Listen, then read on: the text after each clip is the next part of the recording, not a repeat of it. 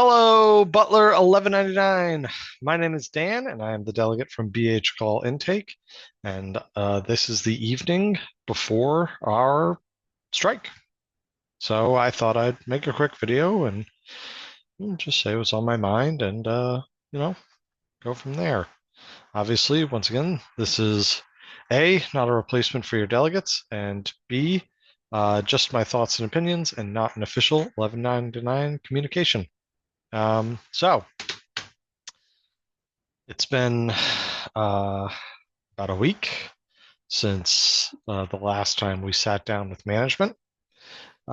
Despite what Mary Marin has said, um, uh, we have been ready and willing to sit down at the table with them. They have never reached out to us about any movement, and that's just how it's been for the last week. So we just kept busy getting ready for the strike. A little disappointing to see the leadership uh, seem to just go radio silent. Um, I'll eat my words. I really thought that they'd have another proposal by now, but nope. I guess they don't. Um, they have no intention of it. So it is what it is. I don't know where their heads are at, but it's certainly not above their shoulders. And yeah, unfortunate, but we stay strong. Um, we've had quite a hospital week, with ice cream and food trucks and whatnot.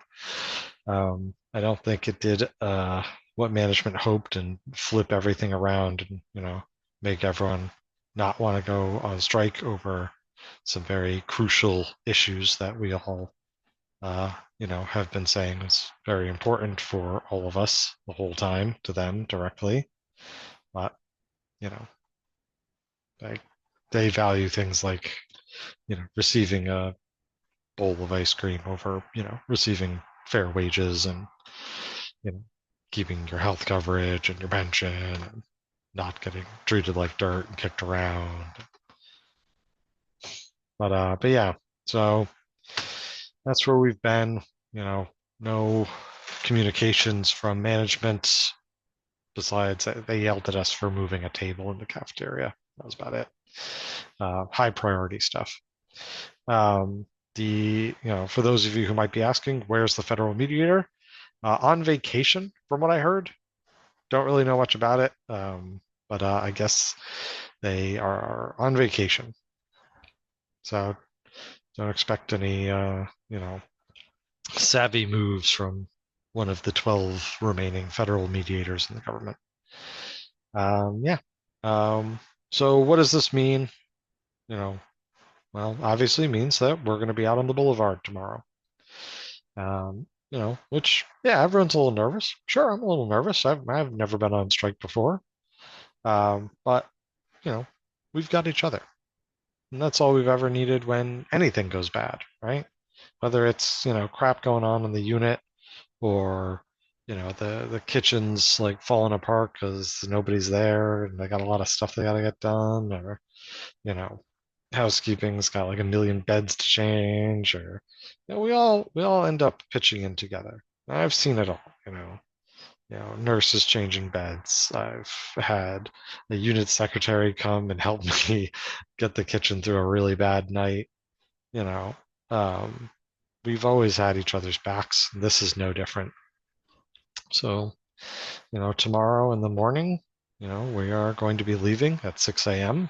Everyone, as long as, your patients are in a safe place, as long as they've done their due diligence to relieve you.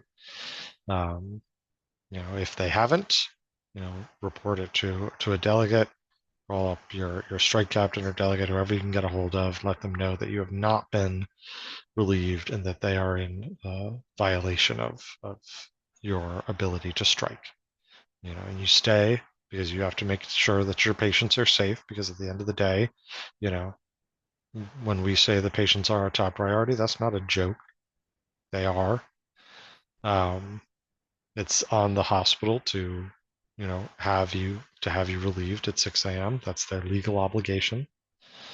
And yeah, So you hand off your reports, however you've already gone over with, your delegates and strike captains, and you go out, you get in your car, and you get up to the boulevard and park wherever you can on the boulevard, um, and you can join the rest of us on the strike line because we'll already be there probably setting up.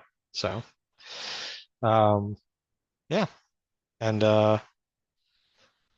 you know, it's disappointing that management has pushed us to this place, but at the end of the day, you know, it's uh it's just exciting to see all my friends and all my coworkers, ready to stand up for themselves against a management that has, you know, made just a never-ending trail of errors, missteps, insults, injuries.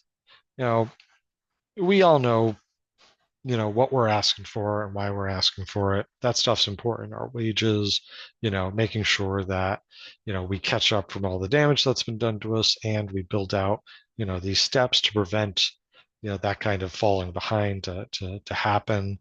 Um, we understand, we need to protect our healthcare, that we need to protect our pension, that it's insane to be asking for concessions after, making a crap load of profit over the last couple of years on the backs of our wages being suppressed. It's, that they're proposals that directly attack our seniority, that directly attack, a lot of our ability as a union to give our members, the ability to move up through the hospital. We, that's I think people are pretty solid on a lot of that stuff. Um, and but I think, the thing is just remember, as well as like, and just the very fact that this current administration just can't run this hospital very well. They are constantly, getting in their own way. They don't take any feedback about a thing. They just like rush into doing a project. They don't take any feedback. All the problems that the workers, that are related to that project tell them happen, and they happen, and then they've got to fix it at the last minute, or they do things just cheaply. They continue to make the food cheaper, just everything, just not the food in the cafeteria that we pay for. That gets more expensive. The quality gets cheaper. But like the food we give our patients gets cheaper. And it's just, there's the care that we provide continues to just get lower quality. And, this is an ability to start trying to rein back, you know, this administration that just seems to want to send this hospital over a cliff. Just they're so mad at us for doing this, but it's, we're trying to keep them from running headlong off of a roof. They're this trajectory cannot continue. You know, we cannot continue to be having people get injured constantly. We can't just allow this. It's not dignified for us. It's not dignified for the patients. It's not dignified to the legacy of Butler Hospital. Um, and they can call us barbarians for walking on the boulevard you know, for every day until, until we get what we need. But it doesn't, it's not going to make it true. We are, you know, we are dignified caretakers of our community. We are professionals, and yeah, maybe we can have a little bit of fun. We can make a little bit of noise because we're human. But at the end of the day, nobody's heart, contains anything other than love for their coworkers and their patients. Whether you're clinical or non-clinical, it's all about them and it's all about each other. Um, yeah, and I'm just excited to see you guys. Um, you know, bring your best posters, and bring your walking shoes, and let's try and wake this boss up from the delusional slumber that they've been in. That we aren't, We're not, we're not to be cowed. We're not going to yield to ridiculous demands. That we're here to get this job done, but we need the support to do it. So let's get out there and you know, let's stand together. Come say hi to me if you see me out there. I am, here for every single one of you. And let's show Butler that how little they might value us. There's a ton of value to be had in each and every one of us. Let's fight. Let's win, Butler.